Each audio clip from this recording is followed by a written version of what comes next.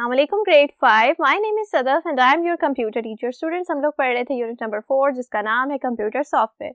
और last lecture में आप लोगों को याद होगा कि हम लोगों ने इस यूनिट को कर लिया है कंप्लीट। तो स्टूडेंट्स, आज हम शुरू करने जा रहे हैं इसकी एक्सरसाइज। तो चलिए लेक्चर की तरफ। जी स्टूडेंट्स, तो हम लोग पढ़ रहे हैं कंप्यूटर सॉफ्टवेयर। और स्टूडेंट्स, ये यूनिट हम लोगों ने कंप्लीट कर लिया है। आज हम शुरू करने जा रहे हैं इसकी एक्सरसाइज। तो एक्सरसाइज शुरू करने से पहले एक बार रिकॉल कर लेते हैं कि हमने इस चैप्टर में क्या क्या पढ़ा है। तो स्टूडेंट्स, हम लोगों ने देखा कि सॉफ्टवेयर क्या होते हैं और हमने पढ़ी थी सॉफ्टवेयर की टाइप्स कौन कौन सी थी, प्री रिटन सॉफ्टवेयर और कस्टम मेड सॉफ्टवेयर। तो स्टूडेंट्स, इस यूनिट में हम लोगों ने जिन सॉफ्टवेयर के बारे में पढ़ा है वो है प्री रिटन सॉफ्टवेयर, ठीक है। और हम लोगों ने पढ़ा था कि प्री रिटन सॉफ्टवेयर कितने टाइप्स के होते हैं, वो होते हैं 3 टाइप्स के। कौन कौन से? एप्लीकेशन सॉफ्टवेयर, सिस्टम सॉफ्टवेयर और यूटिलिटी सॉफ्टवेयर। एप्लीकेशन सॉफ्टवेयर कौन से थे? जो कि यूजर्स के लिए बनाए गए हैं, ठीक है। और सिस्टम सॉफ्टवेयर ऐसे सॉफ्टवेयर जो कि सिस्टम्स को रन करने के लिए और उनको ऑपरेट करने के लिए जरूरी होते हैं। और स्टूडेंट्स, हम लोगों ने बात की थी यूटिलिटी सॉफ्टवेयर ऐसे सॉफ्टवेयर होते हैं जो कि सिस्टम की फंक्शनैलिटी को मजीद बेहतर करते हैं, ठीक है। इसके अलावा स्टूडेंट्स, हम लोगों ने पढ़ा था कि हम कौन कौन सी लैंग्वेजेस को यूज करते हैं अपने सॉफ्टवेयर को राइट करने के लिए। हम लोगों ने पढ़ी थी लो लेवल लैंग्वेजेस और हाई लेवल लैंग्वेजेस। लो लेवल लैंग्वेजेस में हम लोगों ने कौन कौन सी लैंग्वेजेस पढ़ी थी?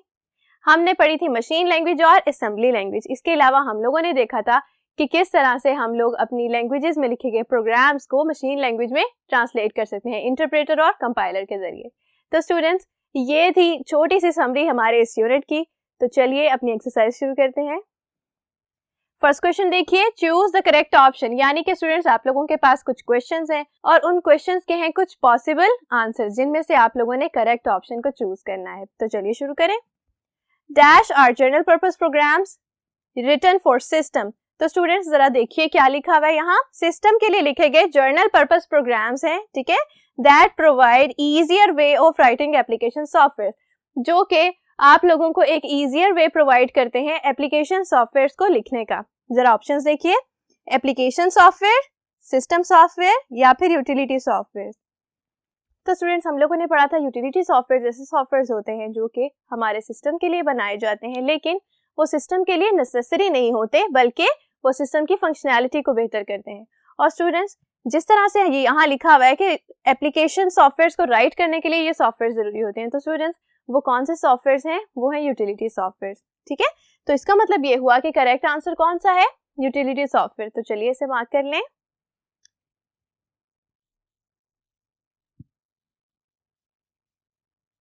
जी स्टूडेंट्स, चलिए नेक्स्ट क्वेश्चन देखिए क्या है। क्वेश्चन नंबर 2 देखिए, a dash package is easy to learn and easy to use. तो स्टूडेंट्स, इनमें से कौन सा पैकेज ऐसा है जो कि इजी टू लर्न और इजी टू यूज है? जरा ऑप्शंस देखिए, कस्टम मेड, प्री रिटन या यूजर फ्रेंडली। तो स्टूडेंट्स, हम लोगों ने कहा था कस्टम मेड सॉफ्टवेयर कौन से होते हैं? जो कि स्पेसिफिकली हम अपने लिए बनवाते हैं। और प्री रिटन कौन से हैं? Pre written general purpose software होते हैं जो कि कोई भी यूजर इस्तेमाल कर सकता है। तो स्टूडेंट्स, जरूरी नहीं है कि कस्टम मेड और प्री रिटन सॉफ्टवेयर जो है वो इजी टू लर्न और इजी टू यूज हो, बल्कि हम लोगों ने कहा था कि ऐसे सॉफ्टवेयर जो कि इजी टू लर्न और इजी टू यूज होते हैं उनको हम कहते हैं यूजर फ्रेंडली, ठीक है। तो इसका मतलब ये हुआ कि करेक्ट आंसर क्या है? User friendly. तो चलिए ऑप्शन सी को कर लेते हैं मार्क। जी नेक्स्ट क्वेश्चन देखिए। तो नेक्स्ट क्वेश्चन है, the first program loaded into computer's memory is dash. Computer की मेमोरी में लोड होने वाला सबसे पहला प्रोग्राम कौन सा होता है? जी आप लोगों को याद आ रहा होगा एक प्रोसेस बूटिंग का। बूटिंग में हम लोगों ने पढ़ा था कि आपकी कंप्यूटर की मेमोरी में पहला प्रोग्राम जो लोड होता है स्टूडेंट्स, वो कौन सा होता है? क्या वो एप्लीकेशन सॉफ्टवेयर था या यूटिलिटी सॉफ्टवेयर या फिर ऑपरेटिंग सिस्टम? तो स्टूडेंट्स, हम लोगों ने बात की थी कि वो था ऑपरेटिंग सिस्टम, ठीक है। तो चलिए इसे मार्क कर लें।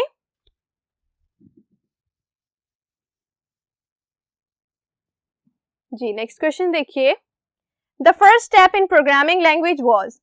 प्रोग्रामिंग लैंग्वेज में हमारा पहला स्टेप क्या था स्टूडेंट्स? देखिए, मशीन लैंग्वेज, असेंबली लैंग्वेज या फिर हाई लेवल लैंग्वेज। तो स्टूडेंट्स, हम लोगों ने बात की थी मशीन लैंग्वेज क्या होती है? मशीन लैंग्वेज है बाइनरी लैंग्वेज, यानी कि 0 एंड 1 की लैंग्वेज जो कि कंप्यूटर ऑलरेडी अंडरस्टैंड करता है, ठीक है। उसके बाद जो पहला स्टेप था कंप्यूटर प्रोग्रामिंग में वो क्या था? वो था असेंबली लैंग्वेज का डेवलप होना। असेंबली लैंग्वेज में हम लोगों ने ये बात की थी कि उसमें जो मशीन कोड था उसको हम लोगों ने रिप्लेस कर दिया था इंग्लिश के कुछ बेसिक वर्ड्स के साथ जो कि एक प्रोग्रामर समझ सकता था। ठीक है, तो स्टूडेंट्स पहला स्टेप क्या था? पहला स्टेप था असेंबली लैंग्वेज का डेवलप होना। तो चलिए इसे मार्क कर लेते हैं। जी स्टूडेंट्स, तो इस क्वेश्चन के साथ हम लोगों ने पार्ट ए कर लिया है कंप्लीट। अगर आप लोगों ने इन क्वेश्चंस के आंसर्स को अभी तक मार्क नहीं किया तो स्टूडेंट्स वीडियो को रिवाइंड करें और जल्दी से मार्क करके आ जाएं।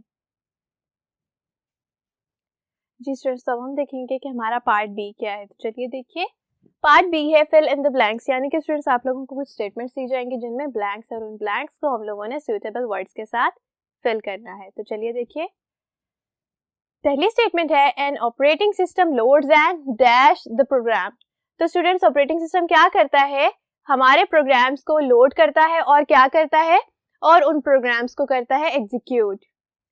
तो इस ब्लैंक में हम लोग लिखेंगे एग्जीक्यूट। ठीक है, नेक्स्ट स्टेटमेंट देखिए, dash program contains the code for file and disk buffering. तो स्टूडेंट्स जरा याद करें, जब हम लोगों ने पढ़ा था बूटिंग का प्रोसेस तो हम लोगों ने कहा था कि एक ऑपरेटिंग सिस्टम में डिफरेंट फाइल्स होती हैं बूटिंग के लिए। ठीक है, ये उनमें से एक फाइल है जो कि क्या करती है? फाइल और डिस्क बफरिंग को कंट्रोल करती है, यानी कि फाइल और डिस्क मैनेजमेंट करती है। तो जरा याद करें कौन सी फाइल थी? ये फाइल थी ms-dos.sys। तो चलिए यहां लिख लेते हैं।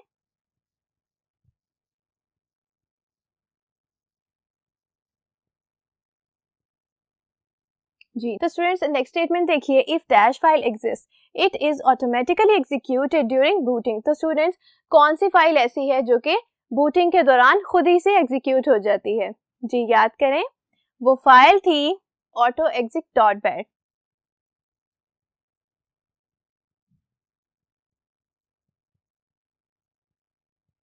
जी स्टूडेंट्स, नेक्स्ट स्टेटमेंट देखिए, the rules that govern the set of symbols in computer language are dash.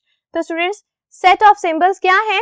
हम लोगों ने कहा था सेट ऑफ सिंबल्स होते हैं प्रोग्राम्स। ठीक है, इन कंप्यूटर लैंग्वेज, कंप्यूटर लैंग्वेजेस में इस्तेमाल होने वाले रूल्स को हम क्या कहते हैं? स्टूडेंट्स हम लोगों ने कहा था कि हर लैंग्वेज के रूल्स होते हैं। ठीक है, जैसे हमारी लैंग्वेजेस के, उर्दू लैंग्वेज के कुछ डिफरेंट रूल्स हैं, इंग्लिश लैंग्वेज के कुछ रूल्स होंगे। तो स्टूडेंट्स उसी तरह से कंप्यूटर लैंग्वेजेस के भी अपने रूल्स होते हैं और उन रूल्स को हम लोग कहते हैं सिंटैक्स। तो स्टूडेंट्स यहाँ ब्लैंक में हम लोग लिखेंगे सिंटैक्स। जी नेक्स्ट स्टेटमेंट देखिए, implementation of a program in systematic way is called dash programming। तो स्टूडेंट्स सिस्टमेटिक वे में जो हम लोग प्रोग्राम्स लिखते हैं और इम्प्लीमेंट करते हैं उस प्रोग्रामिंग टेक्निक को हम लोग क्या कहते हैं? उस प्रोग्रामिंग टेक्निक को कहा जाता है स्ट्रक्चर्ड प्रोग्रामिंग। तो स्टूडेंट्स यहाँ ब्लैंक में हम लोग लिखेंगे स्ट्रक्चर्ड।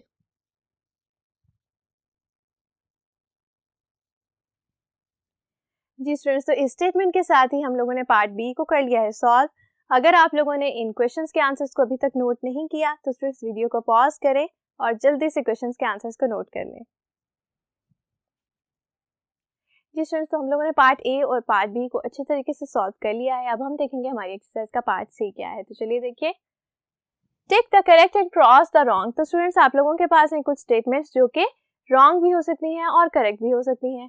अब वो आप लोगों ने डिसाइड करना है कि स्टेटमेंट रॉन्ग होती है या राइट होती है और स्टूडेंट्स हम लोग वहाँ ब्लैंक में उसे लिख देंगे। तो चलिए पहली स्टेटमेंट देखिए, for booting N operating system contains one और मोर फाइल्स। तो स्टूडेंट्स आप लोग जरा याद करें, जब हम लोगों ने बूटिंग का प्रोसेस पढ़ा था तो हम लोगों ने ये बात की थी कि हर ऑपरेटिंग सिस्टम में होती हैं एक या एक से ज्यादा फाइल्स जो कि उसको बूट करती हैं। तो स्टूडेंट्स ये स्टेटमेंट क्या है? ये स्टेटमेंट है बिल्कुल करेक्ट। तो चलिए इसे मार्क कर लें। जी नेक्स्ट स्टेटमेंट देखिए, नेक्स्ट स्टेटमेंट है MS-DOS-sys is also known as file manager। तो स्टूडेंट्स हम लोगों ने बूटिंग में ही पढ़ा था कौन सी फाइल? MS-DOS.sys। MS-DOS.sys एक ऐसी फाइल थी जो कि मैनेज करती थी हमारी फाइल्स को और डिस्क को। तो स्टूडेंट्स इसका मतलब है कि वो फाइल मैनेजर भी कहला सकती है। तो स्टूडेंट्स यानी कि ये स्टेटमेंट है बिल्कुल करेक्ट। तो चलिए इसे मार्क कर लें। जी तो स्टूडेंट्स थर्ड स्टेटमेंट देखिए, machine language is universal for all types of hardware design in computer. तो स्टूडेंट्स आप लोग मुझे बताएं कि अगर हमारी जबान उर्दू है, ठीक है। तो क्या लाहौर में रहने वालों की उर्दू डिफरेंट होगी और किसी और शहर में रहने वालों की उर्दू डिफरेंट होगी? नहीं स्टूडेंट्स, उर्दू ज़बान यूनिवर्सल है पूरे पाकिस्तान के लिए। तो स्टूडेंट्स उसी तरह से मशीन लैंग्वेज सारे के सारे कंप्यूटर्स के लिए यूनिवर्सल है, ठीक है। तो इसका मतलब ये हुआ कि ये स्टेटमेंट है बिल्कुल करेक्ट। तो चलिए इसे मार्क कर लें करेक्ट। जी स्टूडेंट्स, तो अब हम देखेंगे कि हमारी फोर्थ स्टेटमेंट क्या है। देखिए, a compiler translates one line at a time.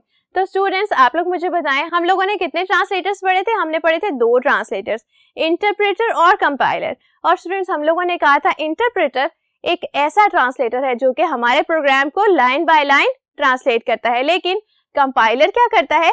Compiler हमारे पूरे प्रोग्राम को एक ही बार ट्रांसलेट करता है। और ये स्टेटमेंट जरा देखिए क्या कह रही है। ये स्टेटमेंट हमसे कह रही है कि एक कंपाइलर ट्रांसलेट करता है एक लाइन को एक टाइम पर, जबकि ये स्टेटमेंट है रॉन्ग, ठीक है। कंपाइलर पूरे प्रोग्राम को एक ही बार रन करता है और एग्जीक्यूट करता है। तो स्टूडेंट्स चलिए इसे मार्क कर लें रॉन्ग। जी नेक्स्ट स्टेटमेंट देखिए स्टूडेंट्स, नेक्स्ट स्टेटमेंट है assembly and machine languages are classified as low level languages. तो स्टूडेंट्स आप लोग मुझे बताएं कि हम लोगों ने कितनी लैंग्वेजेस पढ़ी थी? हमने पढ़ी थी 2 टाइप्स की लैंग्वेजेस, लो लेवल लैंग्वेजेस और हाई लेवल लैंग्वेजेस।